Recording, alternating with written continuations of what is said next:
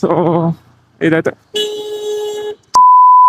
Indicator లేదు, ఏం లేదు. ఓకే, ఫుడ్ కల్తీ అంటే ఇంట్లో చేసుకొని తింటాం, ఓకే. మరీ కాకపోతే ఇంజిన్ ఆయిల్స్ కూడా కల్తీనా? అరే ఇవెలారా ఇంట్లో చేసుకుంటాం? మరి ఇంకా గవర్నమెంట్ యాక్షన్ తీసుకొని మాకు home made engine oils, home made petrol recipes ఇవ్వాలి. ఇంకా పాయింట్ వస్తే యాక్చువల్లీ నిన్న నేను ఇన్స్టా స్క్రోల్ చేస్తా ఉంటే ఇంజిన్ ఆయిల్ కల్తీ చేస్తుండగా పట్టుబడ్డ వ్యక్తులు ఏదో సమ్ ఏరియా, నేను అక్కడ మెన్షన్ చేస్తా వీడియోలో. ఈ prepared engine oil main targets ఎక్కడంటే రోడ్ సైడ్స్ మెకానిక్ షాప్స్ ఉంటాయి. చెప్పలేము అందరి దగ్గర నేను కన్ఫర్మ్ చేసి చెప్పలేను, బట్ అలా ఉండదని కూడా నేను కన్ఫర్మ్ గా చెప్పలేను. మీ బైక్ ఇన్స్టెంట్ గా ఒక రిపేర్ వచ్చింది. చాలా మంది ఏంటంటే షోరూమ్ లో ఇస్తే ఎక్కువ కాస్ట్ అవుతుంది, వాళ్ళ ఊరికే ఎక్కువ చార్జ్ చేస్తున్నారు అని చిన్న చిన్న షాప్స్ దగ్గర లోకల్ లో రోడ్ సైడ్ ఇలా సెట్స్ ఉంటాయి పెంచుకుంటారు. సో వాళ్ళు ఏమంటారంటే అన్న ఇంజిన్ ఆయిల్ చేంజ్ చేయాలి, మా దగ్గర సో ఇంజిన్ ఆయిల్ ఉంది, 50 రూపీస్ తగ్గిస్తాం, సో వేపించేసుకుంటారా లేదా మీరు తెచ్చుకుంటారన్నా మీ ఇష్టం అని అంటారు.